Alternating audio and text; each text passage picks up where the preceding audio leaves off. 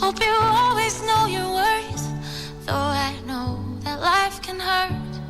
Hope you know that you can turn to each other. Hope you learn to trust your voice, make mistakes and make some noise. Hope you never lose your joy or your hunger. Girls, you were born to run, to reach the stars and chase the sun. Girls, you were wild and free. The wind is at your back, the world is at your feet. Sometimes life can feel unfair, broken hearts you can't repair. Sometimes you might be scared that no one gets you. It's not easy being brave when tears are falling down your face, but that's how you'll find your strength, so I'll let you. Girls, you were born to run, to reach the stars and chase the sun. Girls, you are wild and free. The wind is at your back, the world is at your feet. Someday friends might turn their backs, falling leaves might hide your path. You'll try hard, might come in last, yeah, but just around the corner you'll move mountains, you'll make waves. You'll be fearless, you'll be brave. There'll be nothing you can't face. Hope you always know your worth, though I know that life can hurt. Hope you know that you can turn to each other.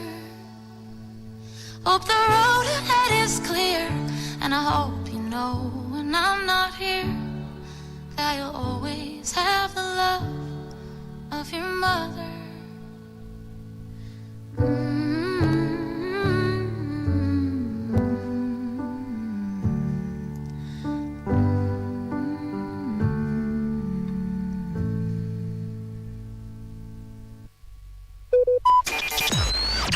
Talk radio. I listen to a lot of talk radio. 95.1 FM.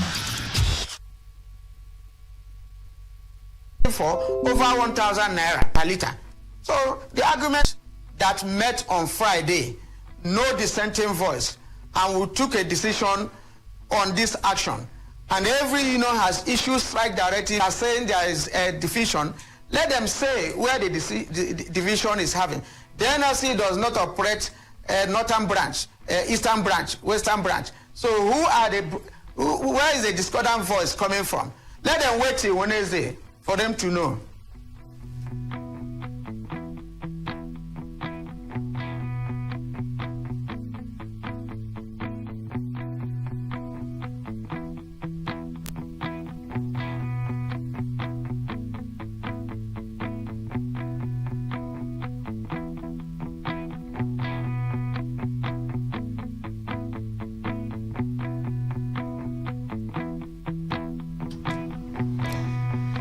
All right, so we decided to take off with perhaps what will be the biggest issue of this week.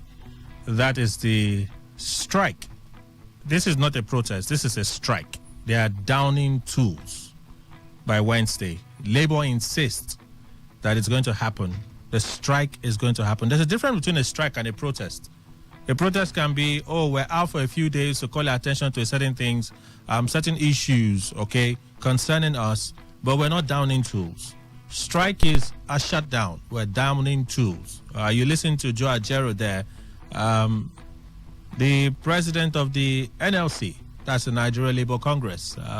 All the unions put together would form the NLC. So that is happening on Wednesday. At least they continue to insist that it will happen on Wednesday. So let's go back on to Friday. On Friday, we had between Thursday, in fact from Wednesday, when it became clear, I think by Wednesday, that the president's statement was pretty much obvious and intended. It wasn't a gaffe in any way. It wasn't taken by the excitement of the moment. despite all of the explanations that we tried to make out of it.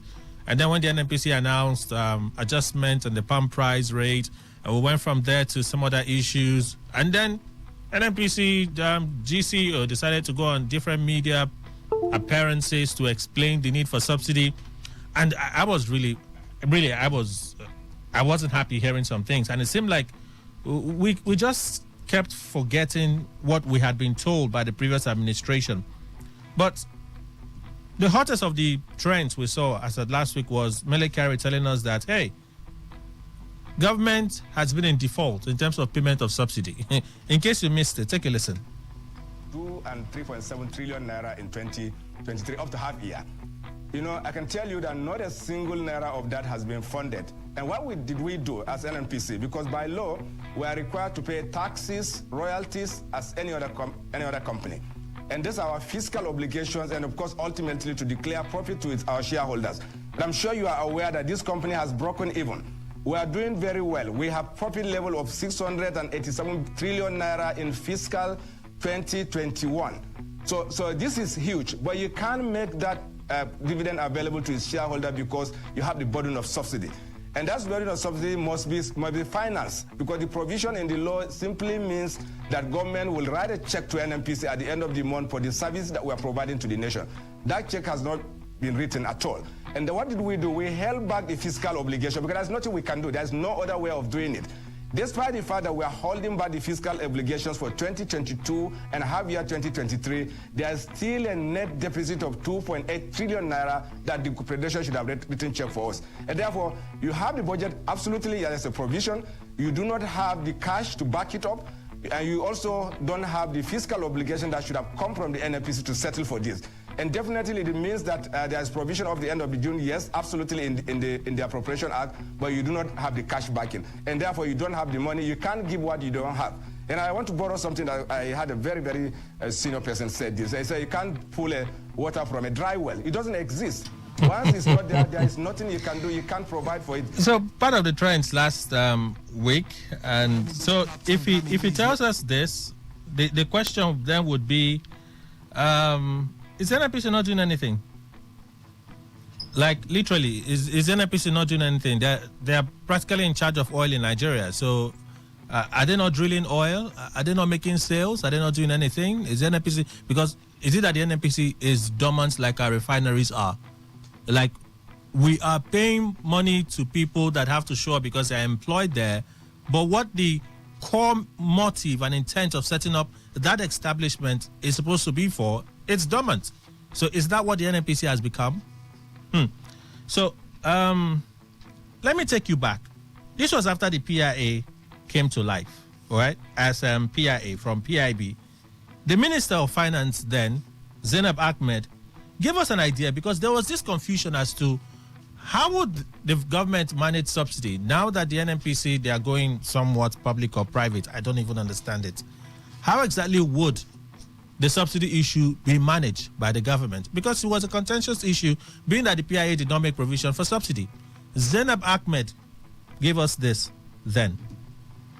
The new arrangement requires that NNPC will not be contributing to FAC on a monthly basis. But NNPC will still be paying taxes, royalties, and dividends. And we will be engaging the NNPC on how we expect these inflows to come to the Federation. So we can negotiate that these remittances are done on a quarterly basis, for example. For oil and gas revenue and federally funded upstream projects. But that's all I want to take. That's just all I want to take. So is it true that the government has not been making payments to the NNPC? Has NNPC been making payments to the Federation account? These are the questions that we should be getting answers to. You recall that governors at some point last year were insisting, and they were really on the backs of the president, Muhammadu Buhari, to remove subsidy. Why? The Federation account was getting leaner and leaner because the NNPC at the time actually was not making any kind of payment monthly basis into that account, and it was affecting revenues for the governors. And of course, most of the governors really don't do anything. You just sit, enjoy, take allowances, wait for time to go and collect money from the center, they share. Really, that's what a lot of persons have said. So it became a problem that the NNPC was not making remittances into the Federation account, and it was affecting how much they were making. Where was the plan to sustain subsidy? Okay, so there we go. So the question is, who is fooling who now? That's the question. Welcome to the show. If you're just joining us, it's today's quest on Today 95.1 FM Port Harcourt. I am Kelly Ikemenjima, and as usual, we'll race through the papers now. We'll just race through them, and then when we come back, we'll pick some of the stories of interest. 9 a.m., the news update. After 9 a.m., we switch to opinion poll, where we look at some national stories, x-ray them, dissect them, have a bit of an understanding of what they mean. That should take us till about 10. 10, the news update will follow again. And then on the other side from 10, it will be time for Real Talk. All right, where we'll take a story closest to us. So one more time, welcome. From 10, we'll start taking your messages, text messages, social media, Facebook at Today 95.1 FM, Facebook Today 95.1 FM. Just go there. The stories are there. Click on the link. Just click and read for yourself. So you have a better insight as to what the story is about. To get messages across to us, 0701-9339-962. Again, 0701-9339-962 to get messages across to us. And from 10, we'll begin taking those messages. And then from 11, we'll open the phone lines and we'll have you join in and tell us just how you feel. That time, we'll be able to hear your voice. Okay? So one more time, welcome. It's now 15 minutes past the hour of 8, so let's begin. Daily Post is our first stop. No going back on proposed nationwide strike. NLC, no going back on proposed nationwide strike. The Nigeria Labour Congress, NLC, has debunked speculations that it might back down on its proposed industrial action slated nationwide for Wednesday. It says the only reason it would shelve the strike is when the federal government and the NNPCL did the needful by returning to status quo on the fuel subsidy removal issue. NLC declared the position in a statement by Benson Upa, Head of Information and Public Affairs, yesterday. Well, let's move on. Blackout looms as electricity employees back nationwide strike. The National Union of Electricity Employees, NUI, has announced plans to join the proposed nationwide strike scheduled for Wednesday. Acting General Secretary of the body, Dominic Igwebike, said the leaders of the body at a national and state should start, or at national and state levels should start mobilizing ahead of the strike. He made a call in a statement titled Mobilization for Nationwide Withdrawal of Services. According to the statement, please note that withdrawal of services nationwide commences from 00 hours, that's midnight of Wednesday, the 7th of June, 2023. You are encouraged to work with the leadership of the State Executive Council of the Congress in your various states with a view of having a successful action. Would this happen? That's what everybody's saying. Would this happen? Supports Atiku at tribunal. Milaye urges Makinde at the PDP retreat on Saturday. Quite some interesting things coming out from that retreat. The governorship candidate of the People's Democratic Party, PDP in Kogi State, Dino Milaye, has said that Governor Seyi Makinde of Oyo State should support the party's presidential candidate, Atiku Abubakar, in his push to reclaim his mandate. Milaye said Makinde should walk into the Presidential Election Tribunal and support Atiku to show the healing process has begun. That'll be quite interesting. Because you also know that at the weekend, Seyi Makinde, Governor Nyesom Wike, former Governor Nyesom Wike, and James Ibori paid a visit to the villa. They had a meeting with the president. What was said in that meeting, we don't know. But this is what Milaye put it. Let me take quotes now. I just want to start by appreciating the comment of Governor Seyi Makinde this morning, particularly where he said healing starts now. And the way to start that healing is, I would be glad if between now and next week and 2 weeks, that will be at the tribunal, all of us, to see Governor Seyi Makinde walk into the tribunal venue and sit down to support the party and our candidate. Would it happen? Let's build united party. Makinde urges PDP members. Governor Seyi Makinde of Oyo State has enjoined members of the People's Democratic Party, PDP, across the country to steer clear of issues that could divide the party and instead focus on its unity.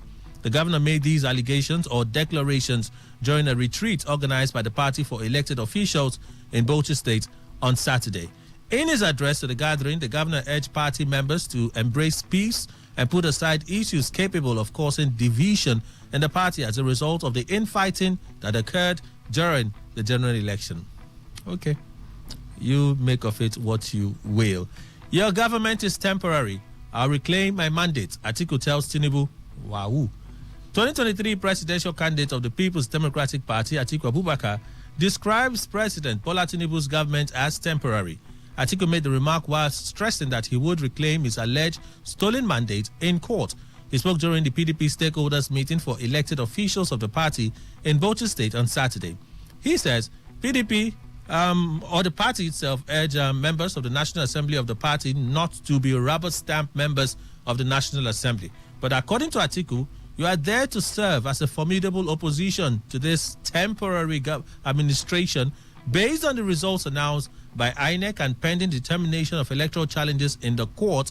Our members-elect are not the majority in the National Assembly. So, for the time being, they have to prepare to work as an effective, constructive opposition while also preparing for possible roles of the majority party when the cases are resolved.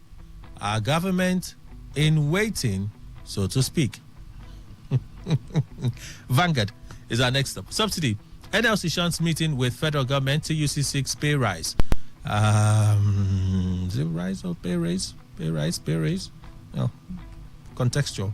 Leaders of the Nigeria Labour Congress NLC yesterday shunned a scheduled meeting with government officials over the removal of subsidy and subsequent over 20% hike in the pump price of petrol until fuel price is returned to status quo. Following the president's removal of subsidy during his inauguration speech May 29, scarcity of the product hit citizenry nationwide as marketers hoarded and hiked the price of fuel. A meeting between government officials and labor leaders last Wednesday ended in a deadlock as a result of the Nigerian National Petroleum Corporation Limited, NNPCL, releasing a petrol pump price template, pegging pump price of petrol at 488, that's in Lagos, to 557 per litre. The meeting was scheduled to continue yesterday, but one of the NLC leaders told Vanguard that officials of government have been calling us and we have bluntly told them that we will no longer hold any meeting with them until the pump price of petrol is returned to pre-May 29 price. In other words, the pump price of petrol has to return to status quo to give room for negotiation and a way forward. However, leaders of the Trade Union Congress of Nigeria, TUC, yesterday met with government officials, but the meeting was inconclusive as both parties resolved to continue talks on the issue tomorrow. They also demanded a pay rise or a pay raise to cushion the effects of subsidy removal. NLC mobilizes for strike, part of the story which we shared with you earlier. I think that's even our opening story. And then NLC president puts it this way: fuel price set by the NNPC is illegal. That's NLC president. Fuel price set by NNPC illegal. Joe Ajero. The Congress has decided that if by Wednesday the NNPCL, which illegally announced a price regime in the oil sector, refuses to reverse itself for negotiation to continue, the NLC and its affiliates will withdraw their services and commence protests nationwide until this is complied with. The NNPCL doesn't have the monopoly to act illegally, even as a private company. The NEC therefore directs all states, councils, and all industrial unions to commence mobilization from this moment to make sure that this action is enforced. The action has commenced immediately. Let's wait and see. Apologize to Jonathan, Obi Okonjo-Iweala. Peter Sai tells 2012 fuel subsidy removal critics. Founder of Stanbic IBTC Bank, Dr. Atedo Peter Sai, is asking those who criticize the removal of fuel subsidy in 2012 to beg for forgiveness from former President Goodluck Jonathan. Peter Sai also says the critics should apologize to Jonathan's economic team, which had the presidential candidate of the Labour Party, Peter Obi, and the Director General of the World Trade Organization, WTO, Dr. Ngozi Okonjo-Iweala. And let me go to the tweet now for the sake of time. The petrol subsidy removal is complicated by the fact that some liars who held sway in 2012 are now singing a different tune in 2023. They should apologize to Jonathan, Peter Obi, Okonjo-Iweala, and others in the 2012 economic team and beg Nigerians for forgiveness so we can move forward. Is that how it works? All right, we have a lot of sad security stories today, sad ones. Bandits kill scores in Zamfara, abducts 3 girls, 30 girls. Riders want community to sign truce with them to access their farms as the government of Zamfara state is asking for troops to be deployed.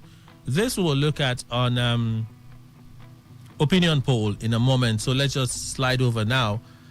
Family cries for release of ex-CMD of Absuth 1 year after abduction. 1 year.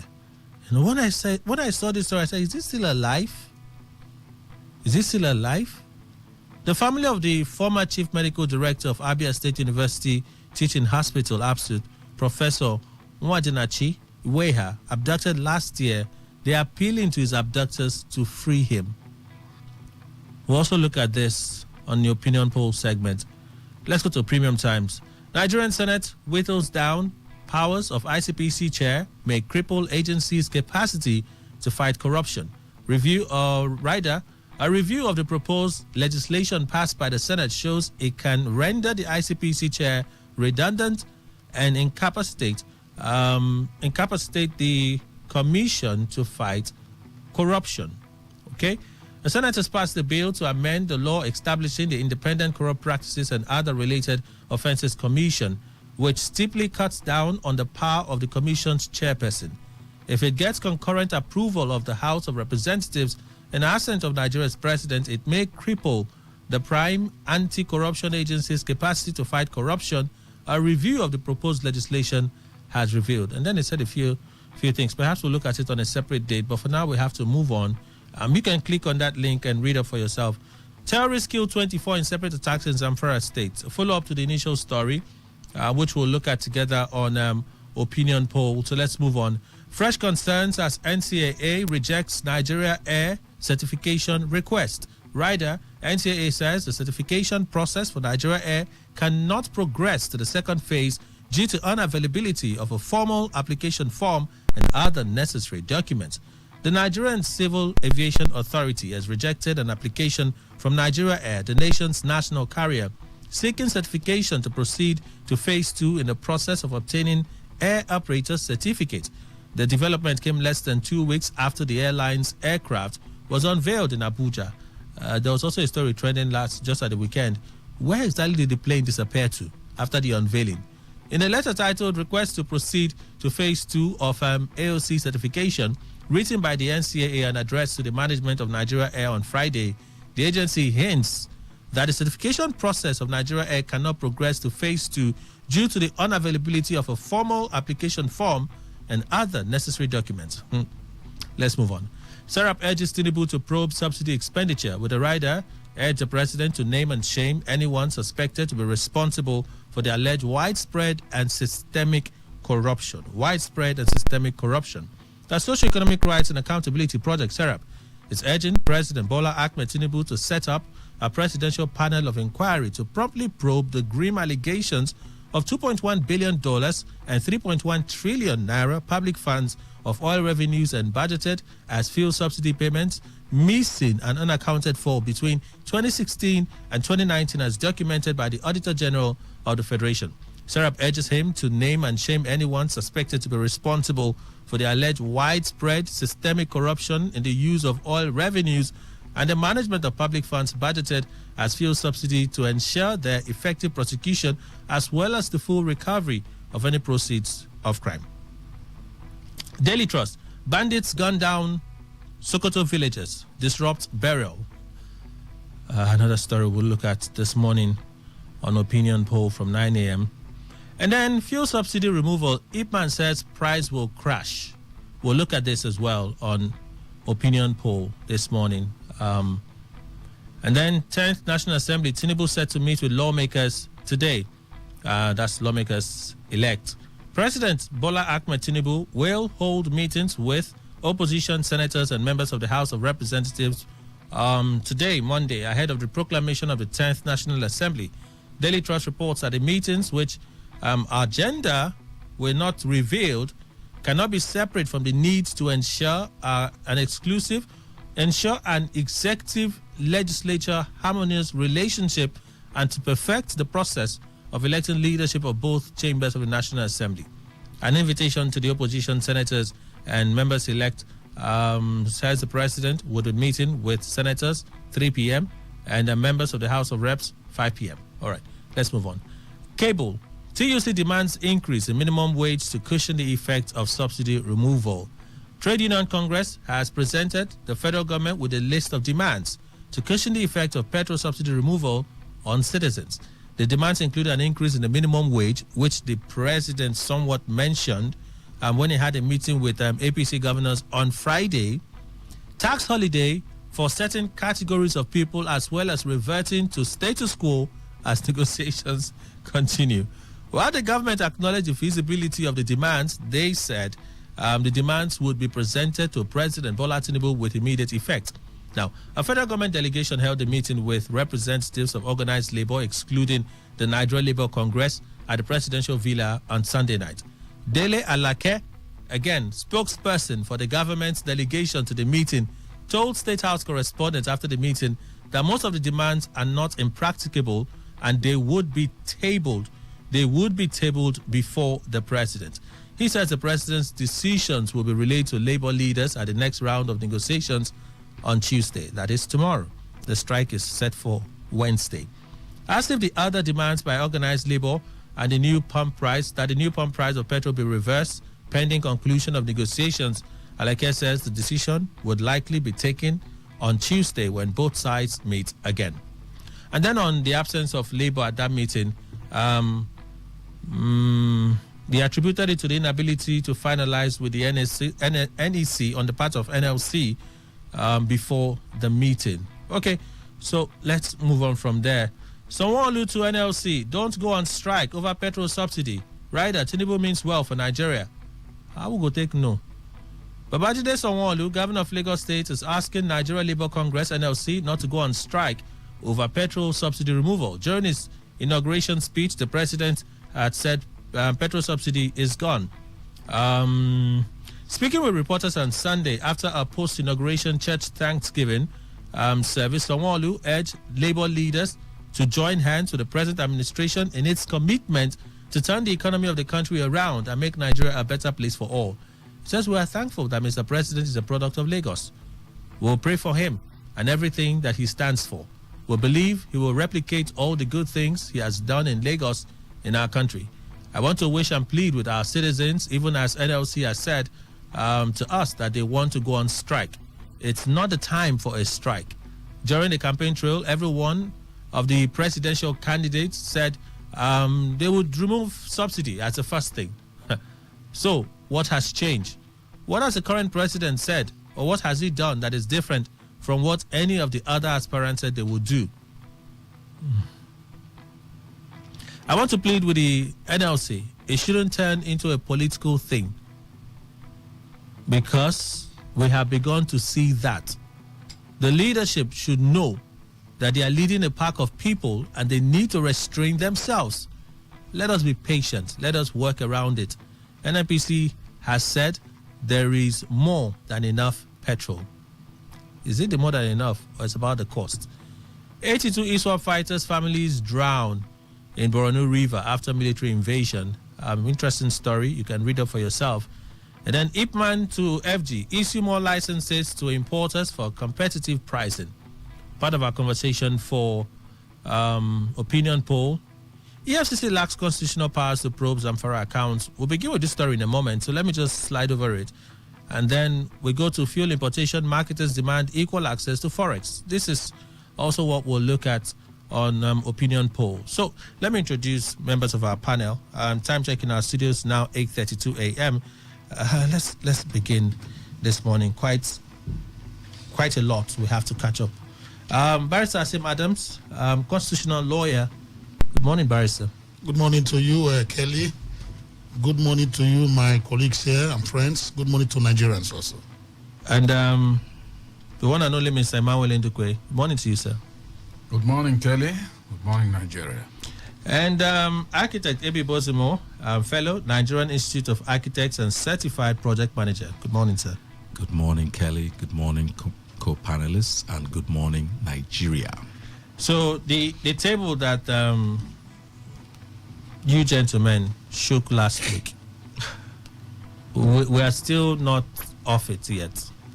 Because I kept asking you, what will be the action that the president will take on assumption of office that will show that he's serious for this work?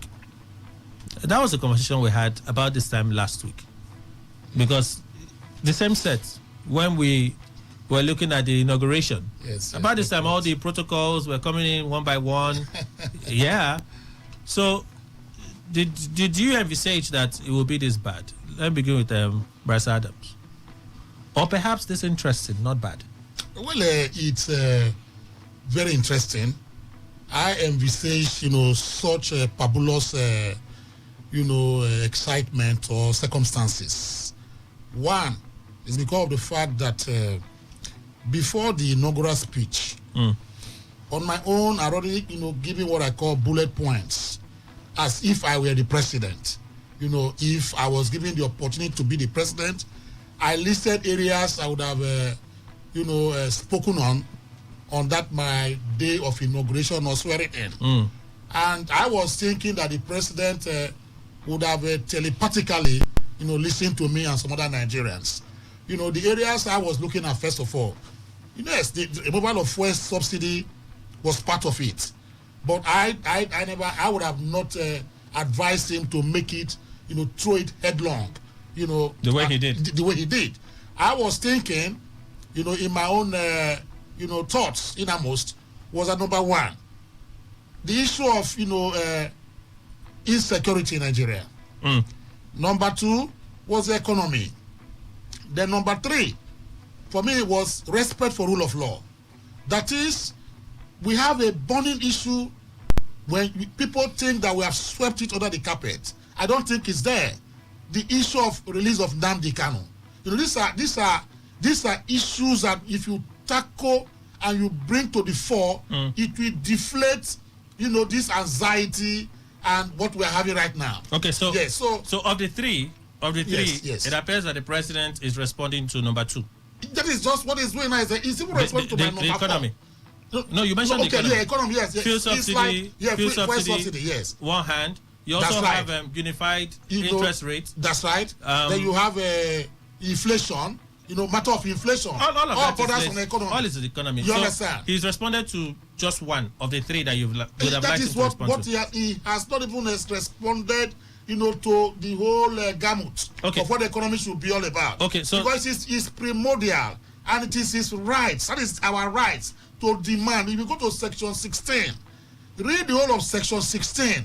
I keep asking Nigerians that if you go to chapter 2 of the 1999 Constitution, all politicians listening to us today should rush there and go through chapter 2 of the 1999 Constitution. Section 14 sub 2b says that for any government that is being formed from the embryonic stage to whatever stage it's going to get, is that one, the issue of security and welfare, is what is primus and allodial. Okay. That is, we must tackle it first of all. Okay. He didn't say welfare. He said security and welfare. So if you are not attending to those issues, then you have problems. Okay. So, but the economy is also welfare. Yeah. Yes. If you tackle the economic issues and life is easier for Nigerians, to a large extent, you'd have touched on the welfare of Nigerians. But we have to move on because we have a range of issues to look at. They should go to section 16 also. Okay. It's part of chapter 2. Mr. Ndukwe. Economy. Yes. We've been talking since Monday. Monday, Tuesday, Wednesday, Thursday, even Friday. And has he hit the ground running? Yes, he's hit the ground running, truly. There's no doubt about it, but negatively. Yes. As far as Emmanuel Ndukwe is concerned. See, listening to Samuel Lu's advice made me also shiver and say, what kind of advice is this? To him, NSC should not go on strike. Remember the reason why NSC want to go on strike. That Tinubu, you see, he's the president, agreed. Nobody is taking away that is a designation. And of course the powers. And the responsibility. Thank you. However, he does not lead Nigeria alone because he's the president. There are relevant stakeholders in the oil industry. and of course in governmental affairs, he should have assembled them to negotiate. You don't, for instance, you want to remove 50 kobo from maybe 200 naira that people have agreed before. Do you want to remove it? You just come, remove it without letting all the people that are relevant stakeholders know. And then you start negotiation. It's not done. Like they are having a meeting and all that, it will achieve nothing. What he should have done is to assemble all these relevant stakeholders, negotiate with them, and then reach a conclusion. Otherwise, if there should be amendments to whatever he may say, and then he effect them. But doing it unilaterally is what is putting us where we are. And I tell you, Kelly, on that particular day of his inauguration, that he announced that it was gone. If he has also said they will negotiate on that, it would have taken a different turn. But what he said is he's gone. And then confusion broke out instantly. He's gone now. We are seeing how he has gone. So the problem is, I always look at issues that it's not good for a human to be surprising himself. No matter the position you're occupying, call the people that are relevant stakeholders and dialogue, and as soon as you reach a compromise, you effect. You have the knife and the yam, but you don't do it alone. So for me, I think what he has done till tomorrow, even the TUC that went and then listed all their positions, I don't understand how much TUC think the federal government will, ever since Buhari increased their minimum wage, there are states, including the one we are in, they have not paid the minimum wage. Okay. Akete Botimo. Yes, sir. Has he hit the ground running? He promised day 1, 2, 3. So based on his assessment, maybe he thinks he has hit the ground running. We're here watching the thing, but weren't hearing. When we got out of the studio, that's when we heard that key, shall I call it, shot across the bows, where he said it's gone. Let's take a step back. As a matter of fact, based on the past PIA, the subsidy had been removed by his predecessor. He came on that day in a style a lot of us, including me, may not like, and simply announced a willingness to carry out a pre-existing policy. I will also say that NLC and TUC and all other Cs had 18 months since that PIA was passed to have this engagement, have these conversations, make this fuss, well-deserved fuss. Where were they in the intervening period since the president signed that PIA to much fanfare? But you also recall, then president. I hate to interject. You also recall, that's why one of the things I shared this morning, the confusion was what would happen with subsidy, since the PIA did not make provision for subsidy. No. And the minister then at the time had said, even prior to when subsidy came on, there's been this contentious issue of the NNPC not making remittances to the Federation account.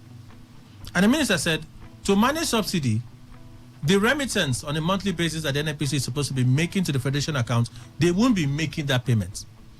So what it means is, from the business that you do, deduct the subsidy and pay. But you're not exempt from making payments for taxes and royalties to the account. The minister was clear. I hear what you're saying, and we can get into the details later.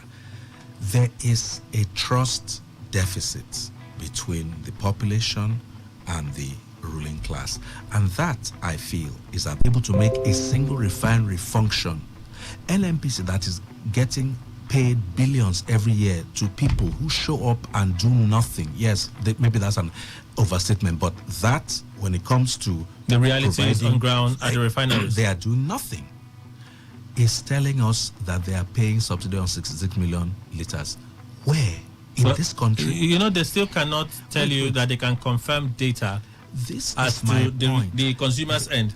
This is my point. So upon what did they come up with that figure? What they supply? Of the air. What they supply? What did they supply? And where does this supply go? There is a very popular video, just to round up, where there is a central control room in Saudi Arabia, where they're able to track every cup, every bottle, every thimble of oil that their country produces. There is no reason why that same degree of granularity shouldn't be applied in Nigeria. This subsidy removal is actually an opportunity for us to create applications where you can measure on an hourly basis the amount of fuel in every fuel station in Nigeria. Apps exist. 2, you now make it so that whatever on the day, don't forget that every liter or 99% of the fuel within Nigeria right now has already been paid for, subsidized. Maybe since 1 week, new, but everything before 1 week had already been paid for. So why did we jump on subsidized fuel from where we were to where we are now? And NNPC led that. That is why I'm saying NNPC as an organization is completely a failure. Nobody should, starting with Mele Kyari, everybody there should be fired. Okay.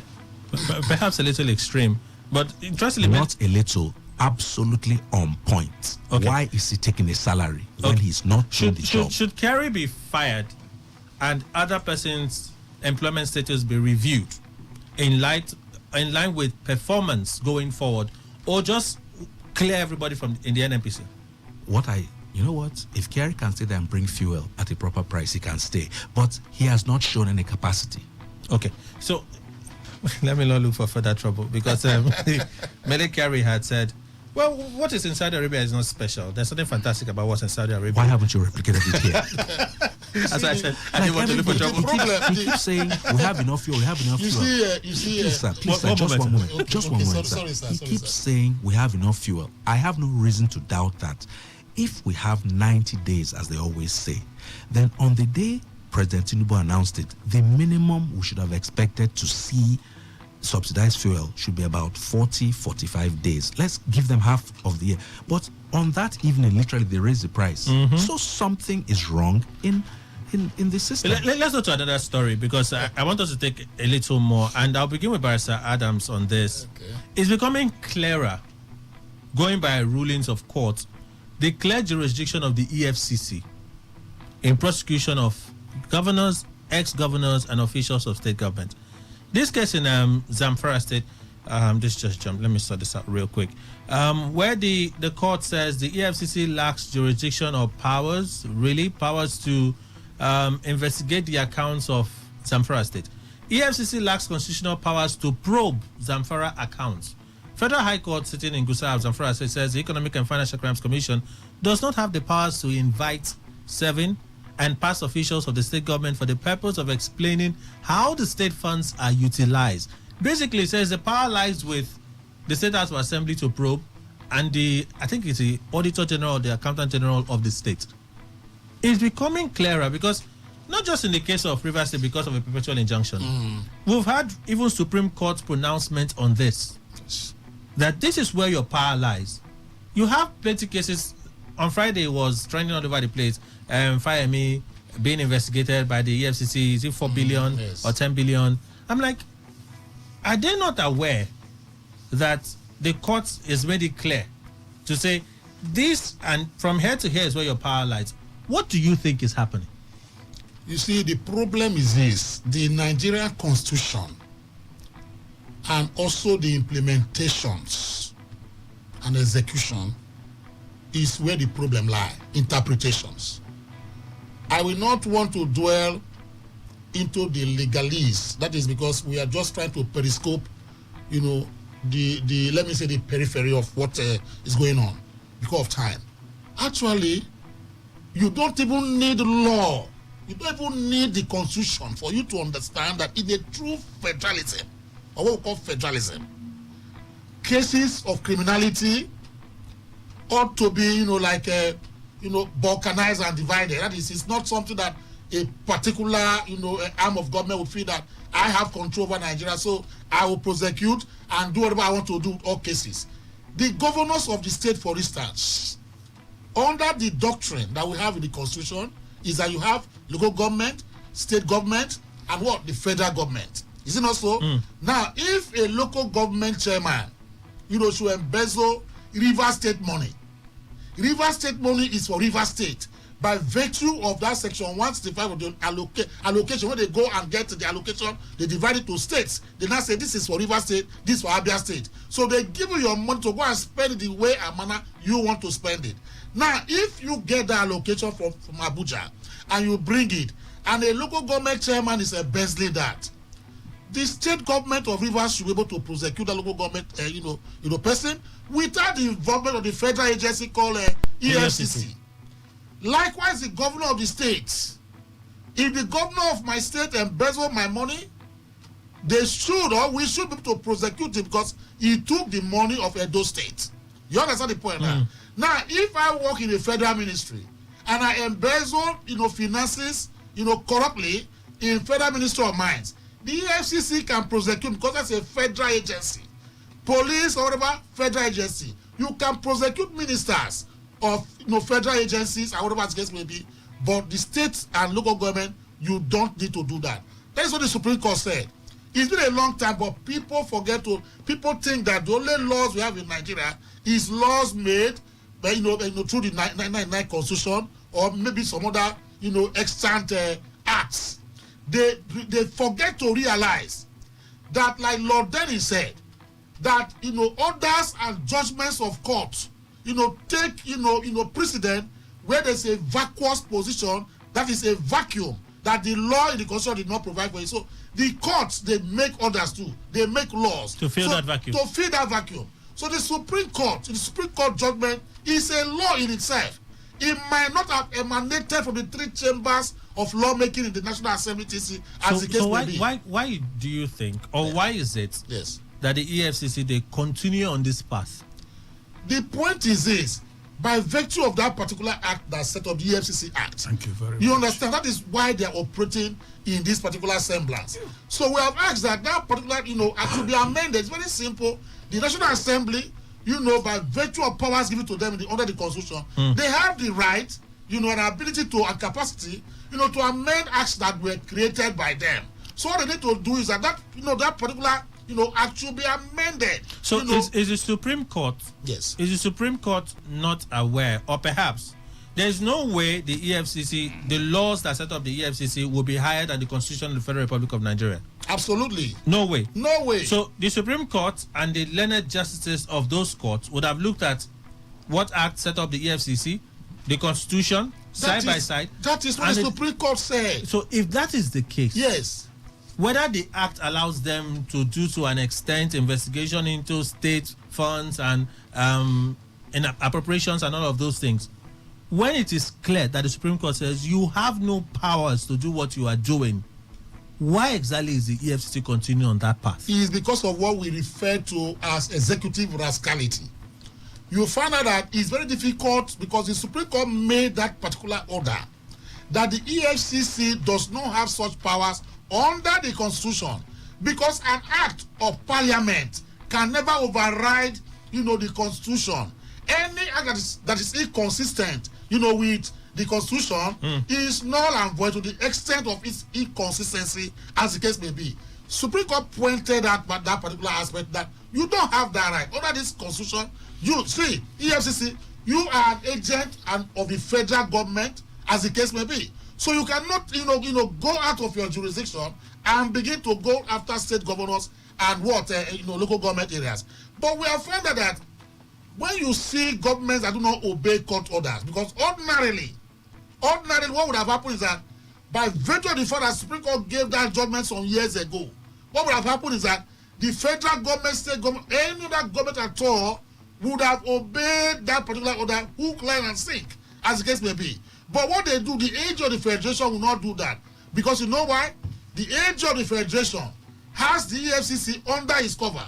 So he feels that if you take EFCC away from my own ministry, I am going to, lose some strength and some energies in terms of powers given to me. That is why you find that the EFCC has become a gangrenous and managerial, agency. Okay. Gangrene and meningitis, when it affects one particular individual, the man is dead. So that is the situation we have. Let me get to Mr. Ndukwe. So there is the other part to this. Some people say members, House of Assemblies, they are literally rubber stamps. They they just go at the whims and caprices of whoever enjoys that position as the executive of the state. So if that be the case, there's no way we'll have sense in power. Somebody will stay, will leave, and the person did not misappropriate, did not steal. But there will be no will to investigate. That's the flip side of this. Is there a balancing of this reality? There's no balance from A to Z on this particular issue. You see, I understand what Barrister Adam analyzed here. Let's even agree that the Supreme Court, with greatest respect, has said that EFCC has no authority to come down to the state and investigate. Yes, the Supreme Court has to be respected. But a simple question that will also impinge on that respect of the Supreme Court is this. In this country, in this our nation, we did not just start now. Some governors have been imprisoned because of corruption as labeled by the EFCC, and of course they were proven to have done whatever. And that's why it earned them conviction. They went to prison. Whether they were given pardon or not is medicine after death. But I'm saying, why would the Supreme Court, in fact, all the legal bodies, including the AGF, be in this nation? What is not the right of this particular agency of government, whether federal or state? Let's say it's federal for the EFCC. Now, that particular thing that we know, there's a clear demarcation because, what's his name? These two governors, none of them were accused of embezzling federal government funds. It was from their own states. But they were imprisoned. Now, the AGF allowed that to happen. The Supreme Court allowed that to happen. And all others, including even the police, all of them. Because for me, maybe because I'm not a lawyer, I look at all these people that work for law, maintenance of law, as legal bodies. So, now, no, let me finish so that you understand what I'm saying. Now, what I'm asking is that this thing happened and finally they were convicted, went to prison, and bear the tag because on this earth it doesn't leave you, no matter what. Whether you were given a pardon or what, it remains with you. Now, what kind of country is this that the law of the nation as embodied in the constitution is pushed aside and will be operating? Are we a country truly? Okay, so I want to use some of these points that you raised. Yes. See if we can get from clarity from Barrister Adams. The EFCC is not totally exempt from investigating. And I say this because in one of the pronouncements of the Supreme Court, Yes. right, you cannot investigate when the funds is within the state. It's for the state. Right? Yes. But if that person took the money from the state out of the state or out of the country to go and spend, you can investigate.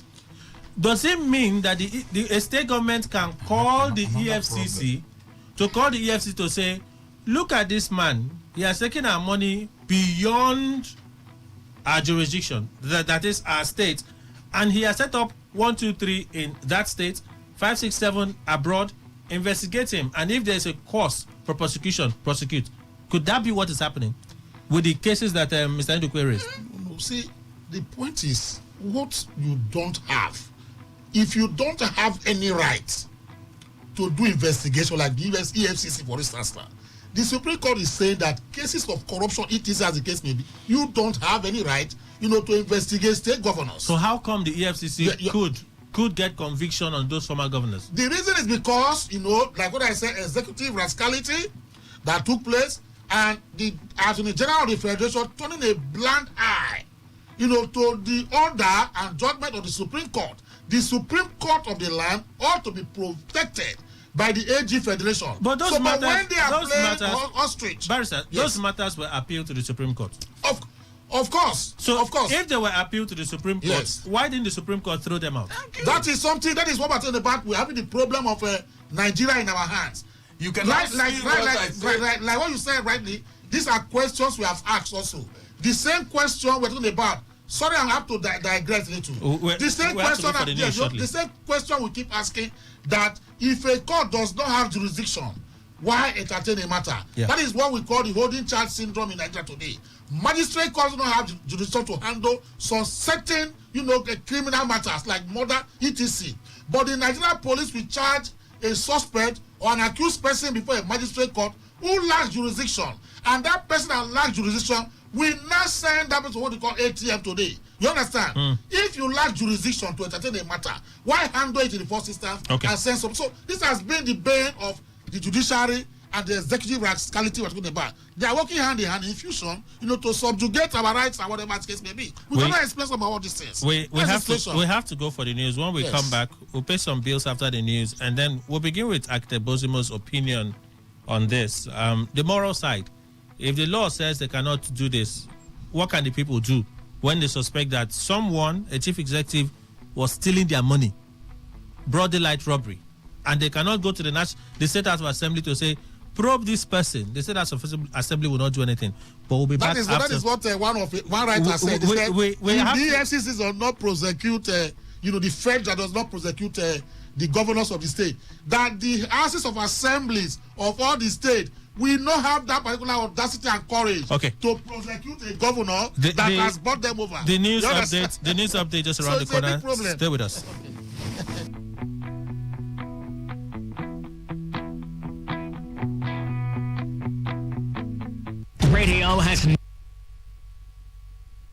Radio has never been this good. Today, 95.1 FM, Port Harcourt.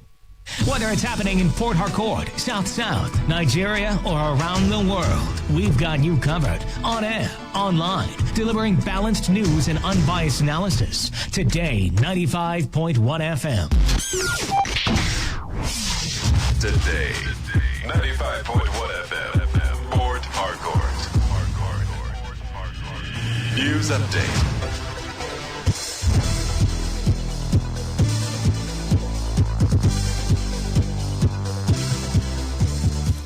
A very good morning to you. Here is the news update on Today 95.1 FM. I am Kelly Ikemenjima. The protocol officer to the immediate past chief of staff, River State Government House, Justice Azunda, has been abducted by Onigwe Wadi, who was declared wanted by the Emoha Local Government Council Chairman Chidi Lloyd. Today FM gathered that a suspected notorious cultist terrorizing a section of the East-West Road along with his gang invaded Isiodu community yesterday afternoon and shot their victim before taking him away. It is uncertain if Azunda died before he was taken away, as his whereabouts have remained unknown. Today FM reports that while personnel of the Rumoji Police Division have visited Isiodu and some other parts of Emoha community, the State Police Command is yet to confirm this incident. The Nigeria Labour Congress yesterday shunned a meeting called by the federal government to discuss the subsidy removal and the attendant hike in fuel pump prices across the country. The union insisted that it would not hold any dialogue with the government representatives unless a legitimate team was set up.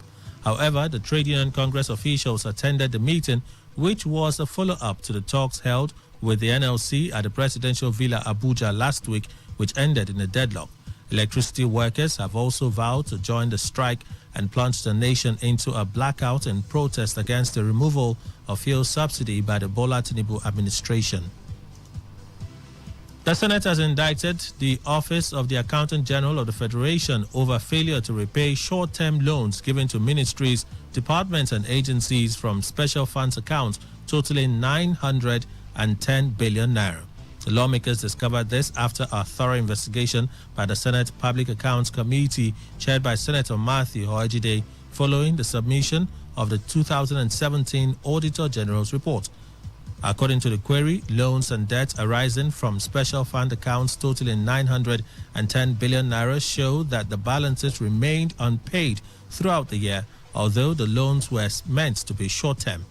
The Hoajide-led committee noted that there was a continuous abuse of the special funds by the executive as the withdrawals were continually made for political expediencies outside the purpose for which the funds were meant.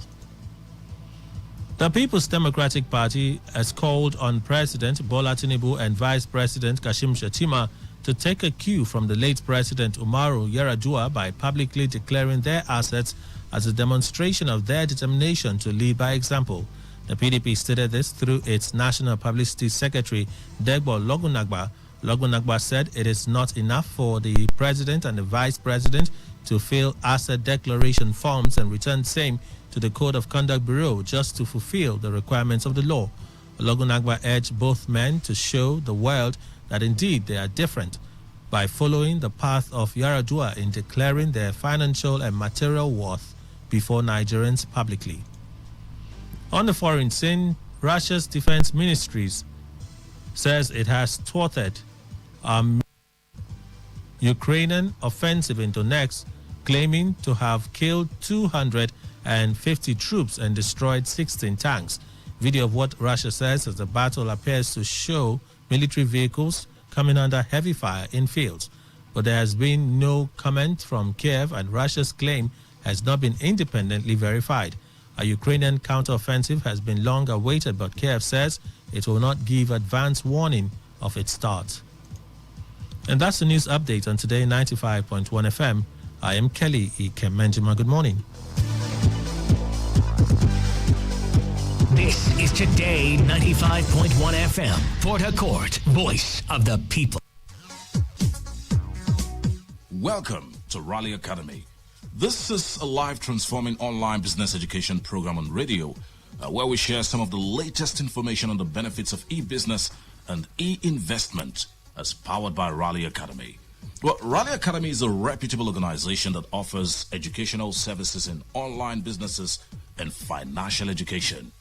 The ultimate goal is to equip anyone in search of a genuine opportunity to create a new stream of income or add to their current stream or streams of income from the online business world. We're talking about the internet. In today's episode, we'll be looking at how softwares have made trading easy. And in the studio with me is an e-trader and an online entrepreneur with Raleigh Academy. He was trained at the London School of Business and Finance. He attended the London Academy of Trading.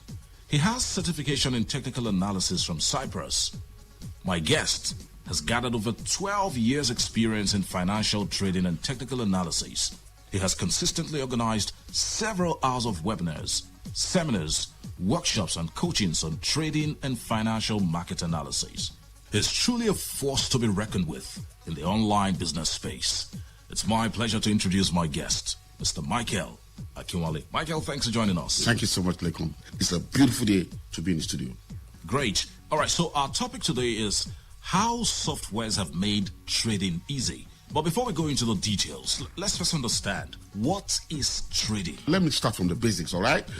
Trading, like the old way, simply means buying and selling, all right? Okay. And the only difference right now is that trading is majorly done online, and buying and selling of intangible products. In those days, everybody sells and buys tangible things, but now you can actually do trading by buying intangible products like currencies, commodities, indices, and you can actually make a profit from them. You see, the beauty of it is that even though what you are trading is intangible, the profit you are making or the money you are making is tangible. Okay. The same way, we now have more people spending intangible money than tangible money. What do I mean? For instance, you go to make a payment, you do a transfer. That's intangible spending.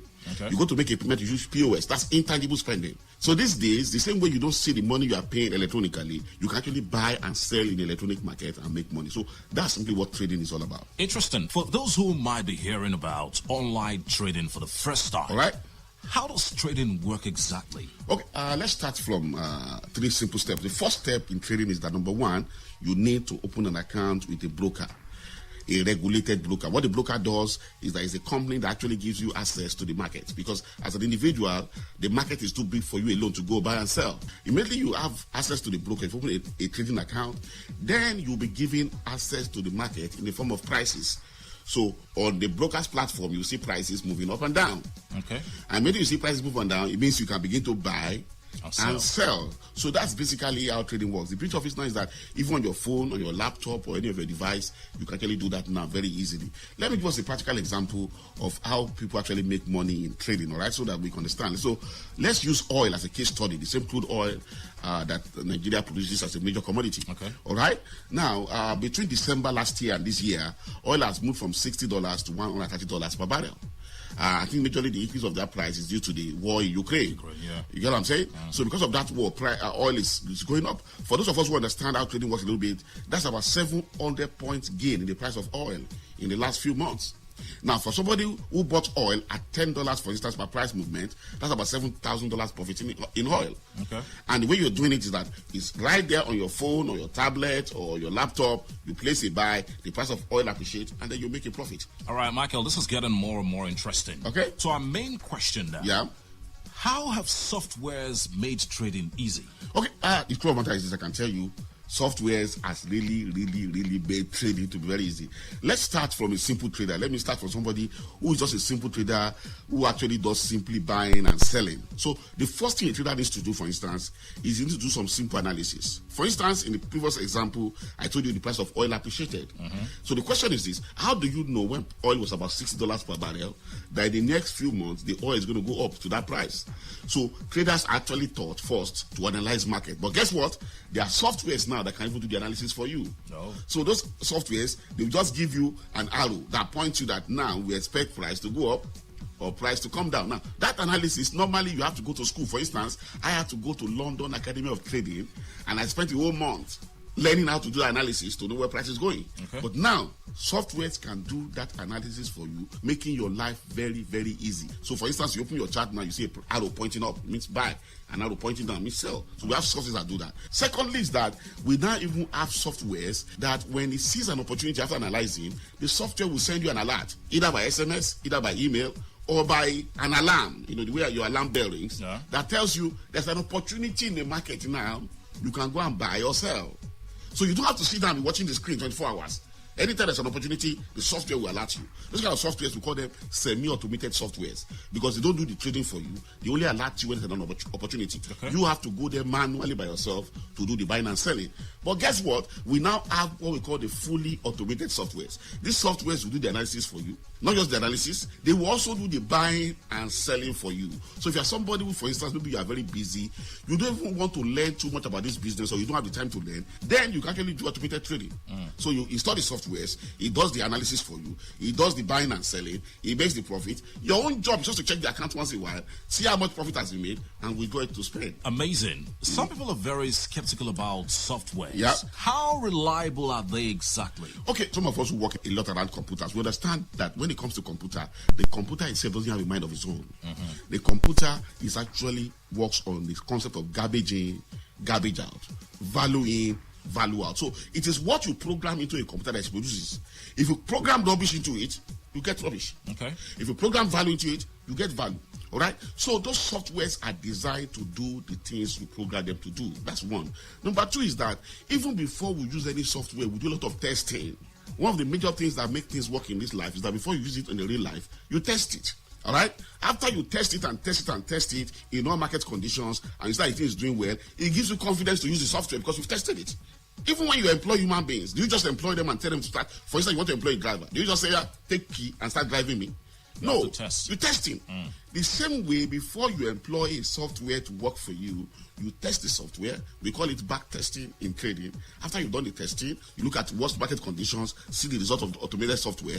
By the time you see the result, it gives you confidence to use it consistently. All right? And the same way when you tested the software, you got the result. When you use it in the real market also, it gets the same result for you. So those are the things that give some of us confidence to actually use these softwares. We go and sleep and we get consistent results using them. Wow, this is sounding very great. Yeah. Where can Nigerians access these software so they can start trading and making profits? Okay, it's quite simple. I always recommend, if you are planning to trade, whether you're using manual system, automated system, and all of that, I always recommend to understand the business you're going to. So I always recommend that people actually get first basic training on how the market itself works. So after you get that basic training, then you can start the business. And that's where Raleigh Academy comes in. Okay. Remember I told you earlier, we are an educational company that trains people on the opportunities available when it comes to online buying and selling, that is online trading. So I always recommend first that people actually come to Raleigh Academy. And there's a training we have called the Executive e-business foundation training. The executive e-business foundation training is just a simple training where we'll teach you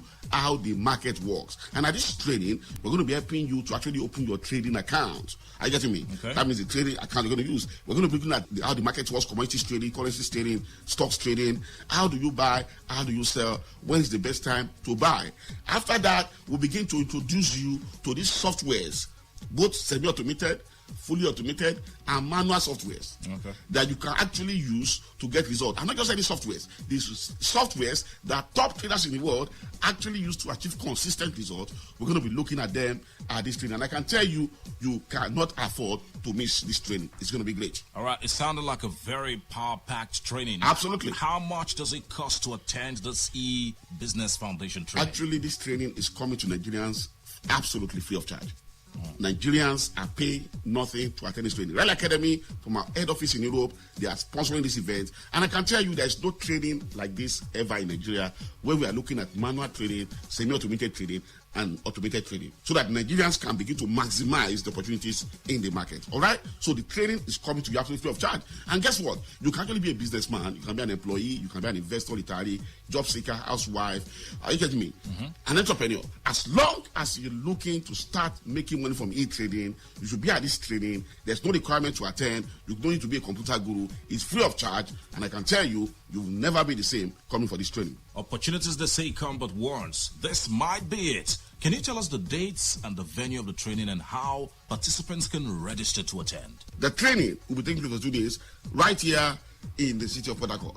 And the dates, this is going to be taking place, is this week Thursday 8 and Friday, the 9th of June 2023. Let me that again. This week Thursday 8 and Friday, the 9th of June 2023. On these 2 days, the time will be from 10 a.m. to 1 p.m. From 10 a.m. to 1 p.m. So 3 hours of very, very life-changing time. The venue of the event on those 2 days will be at the Rally Academy. The Rally Academy, 2nd floor, City View House, number 26, Abba Road, by Market Junction.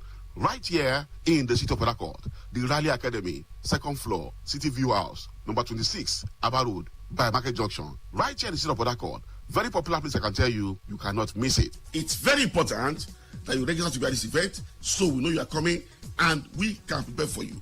And to register is simple. Send an SMS to your phone number, then your seat will be reserved to be at this event. So take your phone right now. Let me show you how to register. If you want to register to attend on the first day, which is Thursday, the 8th of June 2023, send an SMS to the word PH1. PH is short for Port Harcourt, and the number to this phone number 091 6466 0000. Let me take that phone number again 091 6466 0000. And I want to register to attend the second day, which is Friday, the 9th of June 2023. Send an SMS to the word PH2. PH is short for Port Harcourt, and the number 2 to the same phone number 091 6466 0000. Let me take that phone number again 091 6466 0000.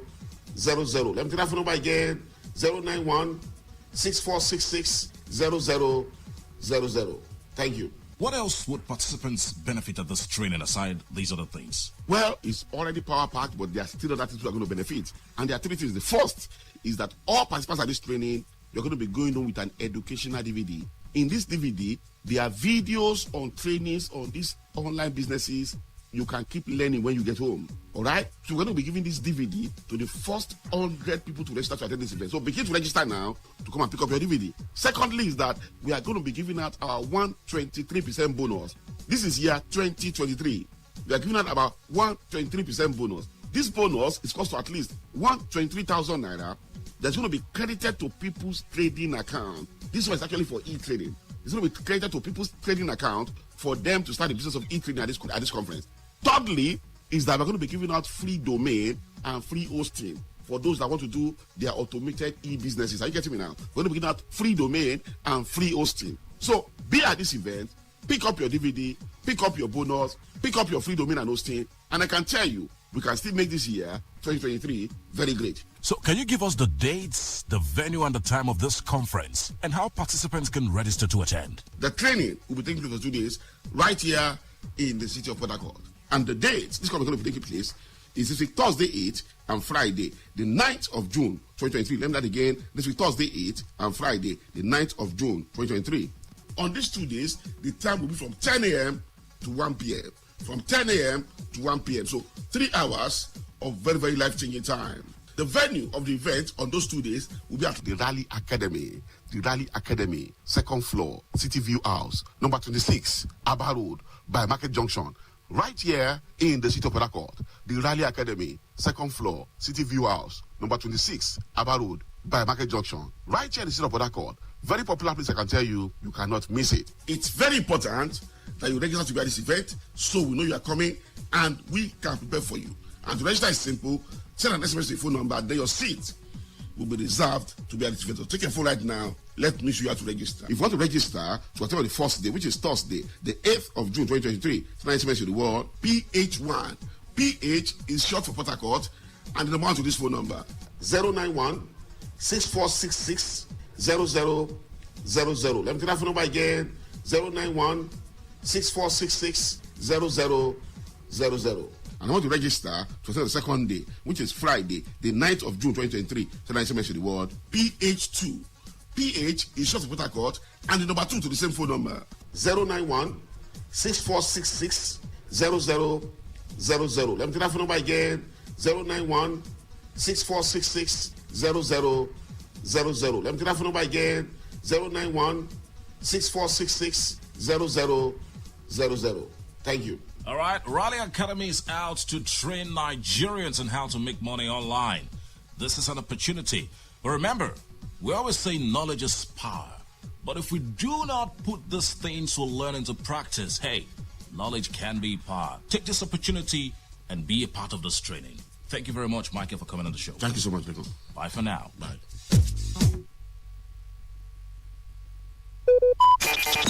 Talk radio. I listen to a lot of talk radio. 95.1 FM.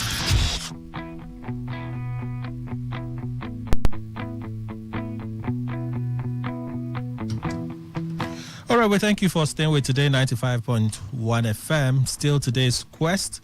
And we continue looking at the papers at this time.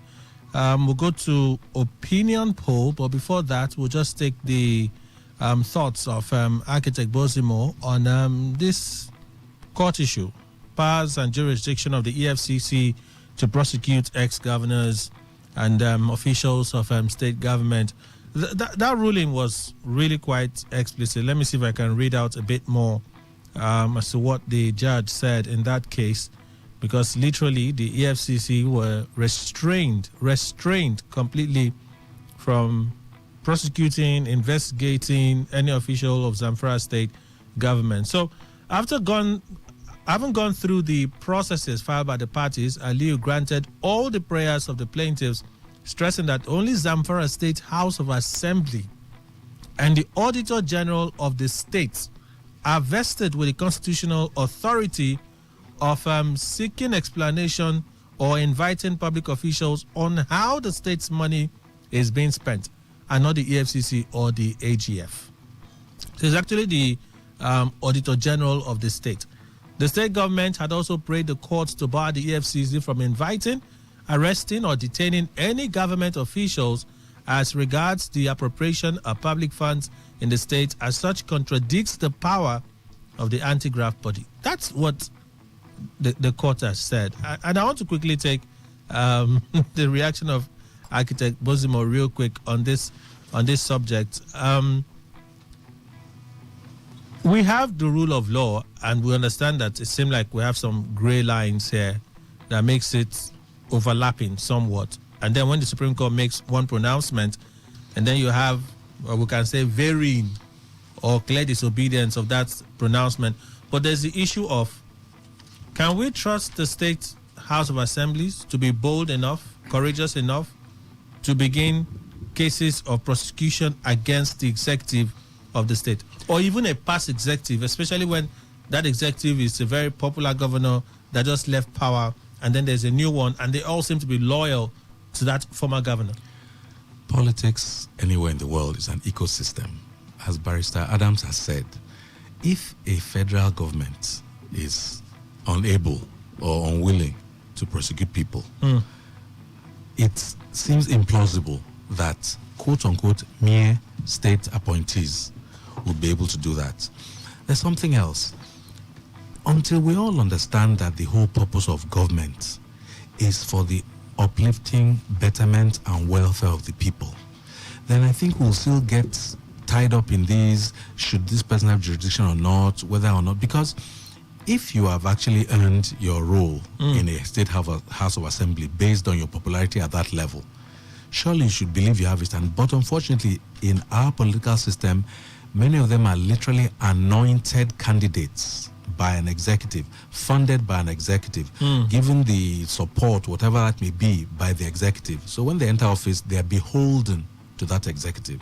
And in many cases, therefore, they feel their hands are tied. And like you say, even an ex-executive governor who has the ecosystem of popularity within the state remains a formidable character and can still bring quote-unquote pain to you, if not instantly, at the time of your seeking re-election. And these are the things that prohibit people, or not prohibit, you're not prohibited, you have the right within, but it's a disincentive to some of them. They are thinking long term. Okay, even if I raise this dust right now, what would happen down the line if I'm looking for election? If this man raises another candidate against me? And don't forget, the executive pen we talked about is very strong. Yes, when you've dropped it, you may not have access. But if you have quote-unquote made people while you're in office, those people may now see themselves as your loyalists and back up your political direction, or assail your political quote-unquote enemies. So where do we look to for accountability and transparency? Honestly, the place we should look at legally is within the state apparatus. But the way we operate our politics in this country, it seems to be so much tied to almost what you can call godfatherism, even if it's not overt. Just, I want to avoid being this man's enemy. Even if it's not my friend, I don't want to be his enemy. And so there's a lot of politics of fear rather than functionality. It's almost, one does not want to sound hopeless, but it's almost a losing battle. And what makes me so worried about it is that it means that once you attain the role of a governor, you are actually almost immune for life. That is not as it should be. You should earn your love and adulation from people based on your performance while in office, not out of fear of your retribution. Let's go to opinion poll. Okay, Mr. Ndiko, you want to add something? Yes. You see, Kelly, until they see, because first of all, the act establishing the EFCC, I wouldn't know the recommendation on these particular issues. Now, because if there's recommendation, no matter what its recommendation may be, it varies with the Constitution. The Constitution supersedes. So that apart. But until maybe Nigerians realize that the states can never prosecute the governors, then it will be best to amend that particular, whether act or whichever, or even the Constitution, to have it there stated that EFCC will be in charge of both the federal and the states. If not, because as it stands, Kelly, there is no way we can turn to. Because these two cases I told you about these governors reached the Supreme Court. And the Supreme Court were relying, they have a ruling of a verdict that said this thing, did not talk about that, and these people went to court and were convicted and imprisoned. Now, what kind of treatment is that? That you maybe on other cases you say no, it shouldn't be that way. The EFCC should not take care of the states, but it had taken care of the cases of these individuals, and they went and were convicted and imprisoned. So for Mr. Ndukwe, we should amend it to allow the EFCC have powers to investigate states. Only a federal agency can handle the states. The states and the governors are friends and brothers and sisters. Even do you know there's a recent matter that is going on right now? I think it's in Ondo State, where the Speaker of the House of Assembly and some other members, they were arrested by the EFCC and charged to court. they raised a preliminary objection to their arrest and prosecution based on the Supreme Court, judgment. The judge, the High Court judge, in Ondo State, said that he's not going to hear none of that. There's what we call stare decisis, in law, that once Supreme Court or a Superior Court has given, a judgment or order, it becomes precedent until it is set aside. You understand? But this High Court refused to, set aside, that particular, pronouncement by the Supreme Court. He said that he set aside. In fact, he even set aside the Supreme Court judgment and says, "Yes, I'm telling you, a recent one that is ongoing right now in Ondo State." And I said and told them that he's going to refuse that preliminary objection, to jurisdiction of that court, and saying that what he has found out is that the EFCC has, the right to arrest and prosecute, the speaker and his subordinates. You understand? So what that court has, effectively done is that he has set aside the decision of the Supreme Court, which is an abnormality. And when the matter is appealed, it gets to the Supreme Court. The Supreme Court says it throws it out. You understand? So I don't understand. So these are the problems we are having right now. Okay, yes. Let's go to opinion poll. Yes. And on opinion poll, let's take our attention away from subsidy, because we'll touch on that. It's still a major issue. But I'd like us to go to security. And in the opening of Ambassador Adams, he talked about the three legs that he expects the Tinubu administration to pay attention to. Security, economy, and the rule of law. Let's touch on one. It seems like the president has started attending to number two. Perhaps the way he's going about it may not be very well with a lot of Nigerians, but there seems to be action in that direction. Unified foreign exchange rate regime, and then removing subsidy entirely for whatsoever reason. Reports from some states, there's even a report that I didn't even capture, Benue State, where 25 persons were said to have been killed. The same farmer-herder clash. In Sokoto State, about 37 persons reported killed and several others injured in attacks in 3 communities in Sokoto State, all in one local government area, Tanzanga local government area of the state. The communities were mentioned in this report. I'll just leave that out. According to eyewitnesses, the bandits attacked the communities on Saturday evening.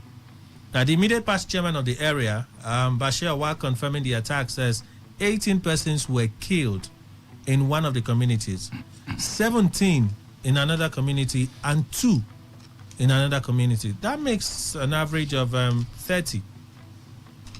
That makes an average of 30 or 29 persons dead already in 3 communities.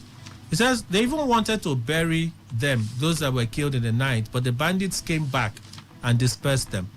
That the deceased are still there, unburied, as at the time this report was filed. According to him, their offense, the villagers refused to pay levies imposed on their communities. The bandits imposed levies on their communities, which was meant to take charge with immediate effect, also dictating to residents on what to do and not to do. But the villagers refused to succumb. And because of that, they attacked them, killing 37 persons, while several others sustained various degrees of gunshot injuries, and they are currently receiving treatment at the General Hospital. Police in Sokoto State, indeed, they've denied knowledge of the attacks. That's in Sokoto State. They have denied knowledge of the attacks. You go from there to Abia State, where the family of a doctor is crying out to the state government for help. I want to go there and just see how we can put all these sad stories together. And they're literally just calling on the state government and the federal government to do something about their father. My first thinking is, 1 year, no word. Is he still alive? The family of the former chief medical director of Abia State University Teaching Hospital, ABSUT, Professor Uwadinachi Iweha, abducted last year, is appealing to his abductors to free him. He was abducted on June 5 in front of his country home in Umuahia, the state capital, by gunmen. Addressing newsmen in Umaya, his first son says they are yet to hear from their father and his abductors. He said, we're still looking for our father. I'm pleading with whomever planned his abduction or his abductors to please release him to us. As a family, we cannot discern the motive behind this evil act or even point any accusing finger at anyone. We have our trust in God that he will return and will be reunited with us in good health. They say they have faith. I don't know this kind of faith. 1 year on, no communication, nothing, and they will just keep him and be feeding him. And then you go from there to the case of Zamfara State. Terrorists killed 24 in separate attacks in Zamfara State. So if you put the numbers together, 25 in Benue State, 37 in Sokoto State, 24 in Zamfara State. Those killed include members of the vigilante group and farmers. Rampaging terrorists killed 24 residents of 2 communities in Zamfara State. Now, this account I'm reading from talks about 3 persons getting killed in Sikida, while 21 persons were killed in another community. Mostly vigilante members were killed there. In this report, the police in Zamfara State, they've confirmed that it actually happened. When contacted, the State Police Command spokesperson confirmed that the killings did actually happen, but could not give details on the number of casualties. There's even a part where one of the eyewitnesses was narrating that when they called the police for help, the police said they could not come immediately because their APC, that's the armored tanker vehicles, were not available. So, let's come to Tinubu, because this is the matter, obviously, that he has inherited. And like he said when he met with the APC governors on Friday, he says we have inherited the asset and liability of our predecessor. We cannot pick and choose. But this is what he has inherited. Other than the meeting he had with the service chiefs, and it doesn't mean that prior to that meeting nothing was happening, or even just because he had a ceremonial meeting of familiarization with the service chiefs, that may be all that's happening. It won't be quite correct if we put it that way. But the fact of the matter still remains, Nigerians in their numbers are being killed by terrorists in the same Nigeria on a daily. How quick should a government be moving to contain the situation across Nigeria? In Rivers State, we're talking of some renegades running wild and killing people in some communities. You have cult clashes in different communities. You may not be security experts to say, okay, what's the model we can use to address this? But this should have been addressed yesterday. We have a new president. Where should he be focusing his energy right now in containing this security crisis that we're dealing with? Akite Bozimo. Might find that even though we are not necessarily titled as security experts, every single Nigerian is a stakeholder, and we're experts in our personal security to the extent that we want to stay alive. When we read these stories, whether they seem a bit far away or nearer at hand, I think they put a sense of foreboding and dread into all of us, and that diminishes us each as an individual. Yes, this should have happened yesterday. Let me ask a question along the same lines. We have high expectations of our security forces, starting in these civilian times with our police. Where is Nigeria's forensic laboratory? Where is it? Assuming we send our gallant policemen to the scene of a crime, and they actually get some artifacts and evidence, how do they process it? How are we supporting our security forces to do their work at great personal risks? We hear here and there how a policeman is attacked or a checkpoint is attacked, people are killed, guns are taken. What are we doing to make the police force more efficient and effective? Understand something. The police do the work. The rest of us don't have the training, temperament, or ability to do, so that the rest of us can do what we do. You have bands of roaming terrorists giving ultimatums, demands, raising levies on communities. How was that? It's hard to hear and raining consequence for disobedience. Imagine it being seen as disobedience when a ragtag terrorist group has in their mind the right to come and exact consequence on a community. So here's the question. When that first message came to the community, was it communicated? Was it reported to the authorities? Or did they just stay with it? Because in the story they said they have had repeated situations like this. They are tired. They don't know what else to do. When that happens, what preemptive moves do our security people do?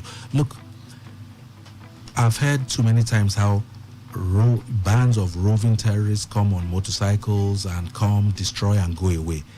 I don't know whether you have ever moved within a town with a laptop and come across a police checkpoint and you don't have the receipt.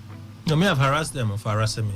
But you now. We know you. We're talking about ordinary people. I've harassed them for harassing me. Ordinary people get a serious interrogation, go and get your blood type, your favorite food, to prove that this is yours. How do people move with arms across vast swathes of space within this country and attack and get away?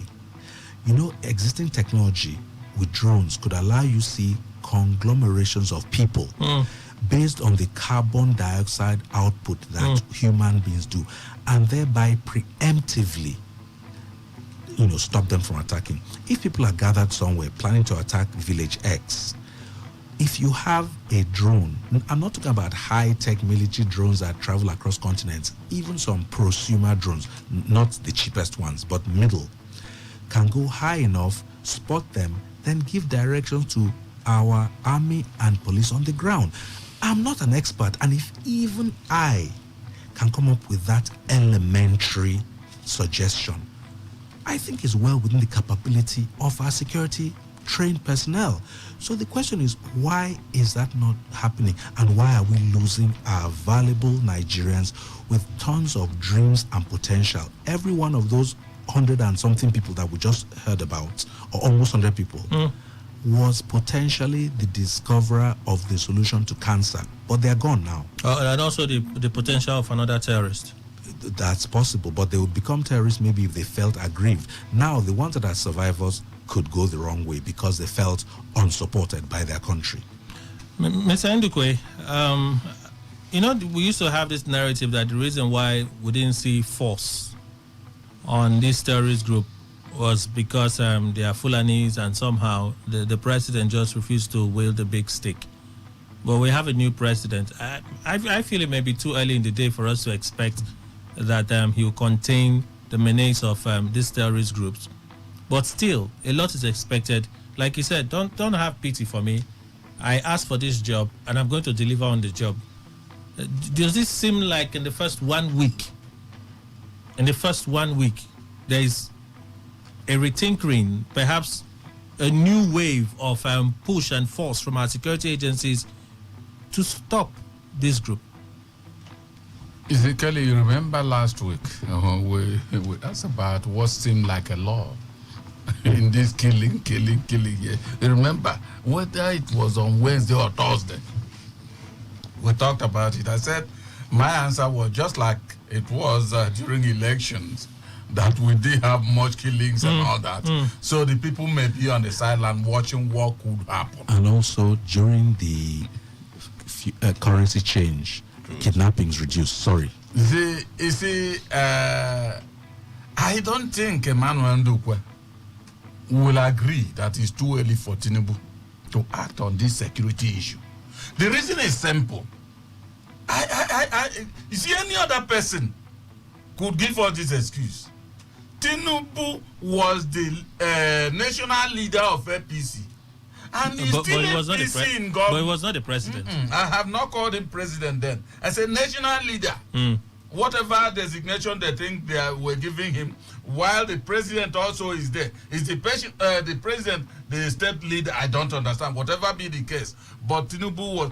What I'm just making out of that is that Tinubu knew the inner workings of APC. He knew that they were inside the streams or oceans of insecurity in Nigeria. And so he should continue. He's not the type of... Remember, the service chiefs are already there. None of them has been changed.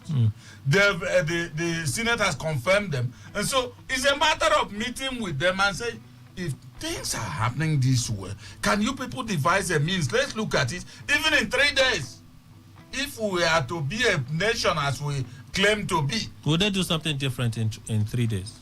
Well, you see, when they bring out their strategies, it will also be the responsibility of President Tinubu and his men. You see, it's not only security persons, but for men of infantry could know how to move in the bush and all that and exact punishment to whoever is deserving of that.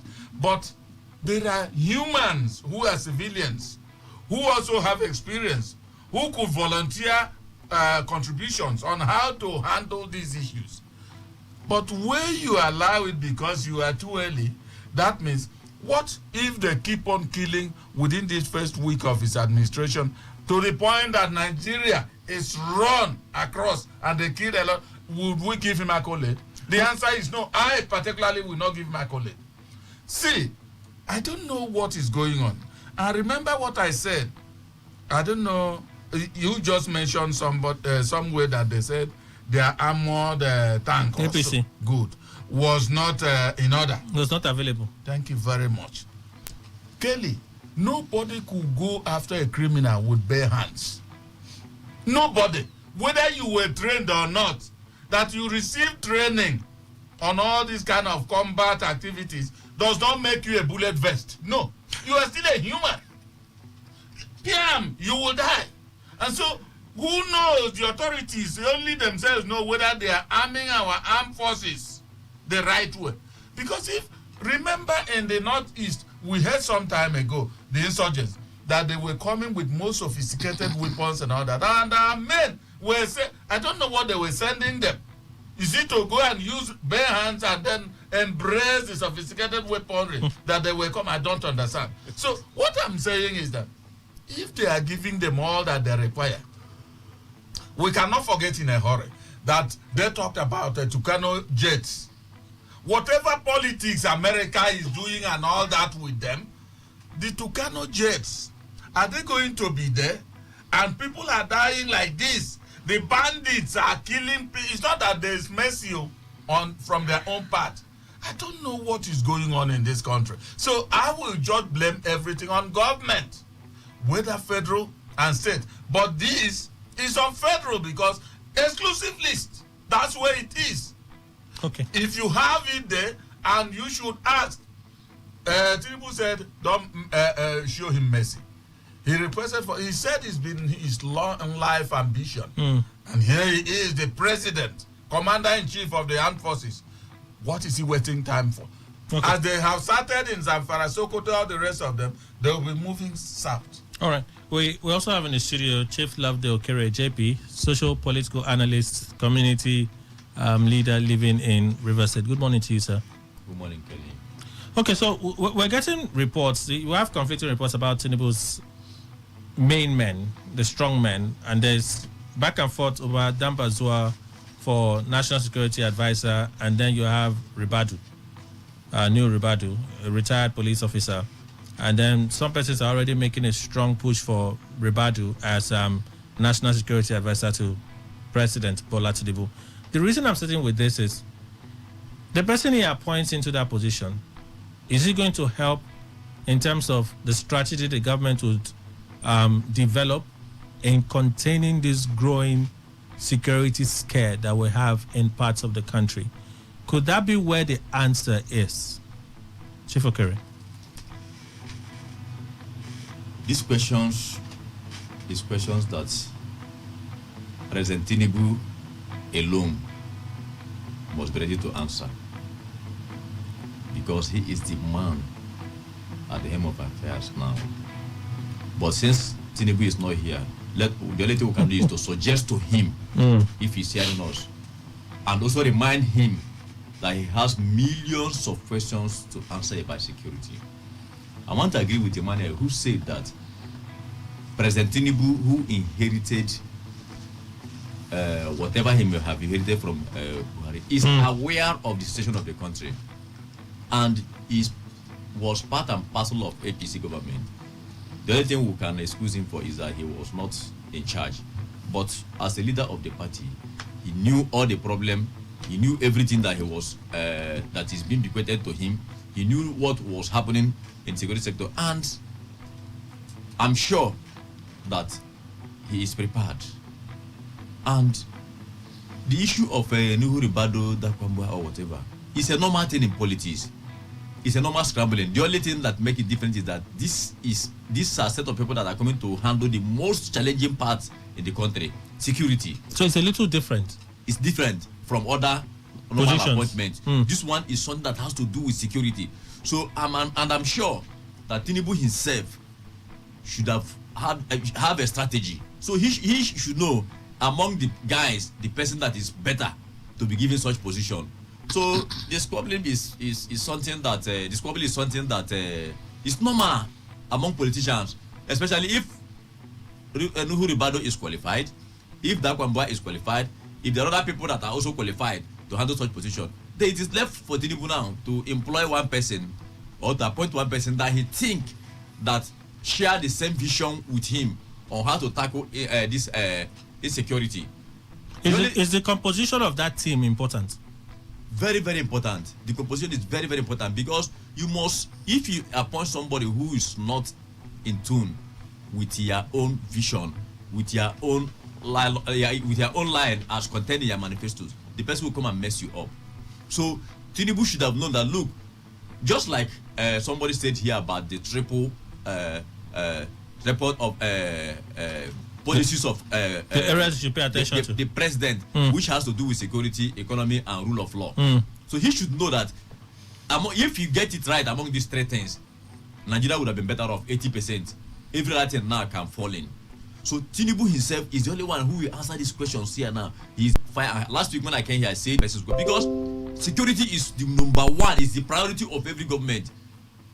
To secure your government and to secure the people. In fact, their first priority is to secure the government. If you don't have people that you trust, so that is why, we are talking about lopsided appointment here when Buhari came in. I told them that, look, allow the man, he must have felt that the people around him are the people that will secure his government and secure the environment first and foremost before you think of securing. Because if he's not secured, he won't be thinking of securing Nigeria at large. So for me, the people that are lined up seeking for that appointment, at the end of the day, it may not be them. Okay. At the end of the day, one person among them may also emerge. So that one is a normal thing in politics. So, but the only thing is that the president must look at those who share the same vision with him on how to tackle insecurity, on how to improve on our economy, and on how to make sure that rule of law takes its place in this country. Bryce Adams, I'd like to turn this over to you. Most times when we read accounts like this, the victims now are usually members of vigilante groups. Initially, in Katsina State, the governor would praise the military, because ordinarily, I don't see any reason why the military should not be able to contain and tame these terrorist groups. But you have vigilantes rising in different states, since we are not yet ready to embrace state police. How do we ensure the protection of these persons that are getting killed, especially in this new administration? Thank you very much. You see, like I said before, any government coming into power, May 29, because they jubilate. We watch on CNN, we see what happens. There was one incident I saw on CNN, I thought it was a movie. But it was a live show between, a man who had to take a gun to go and kill some people in school, and the policemen were, tracking him, and they got him down immediately, within seconds. That is technology. That is number two. If you don't fight crime with technology, you can never get anywhere. Because I will not elaborate on that. The third one, which is very, very crucial, is that Tinubu, like people said, is aware. He knows. He's been a Nigerian. He knows that security is a problem in Nigeria, so nobody need to tell him. So if you are coming to become the president, you ought to have a road plan. And I'm very happy that he said that if he becomes president, he is going to allow what they call state police and state policing.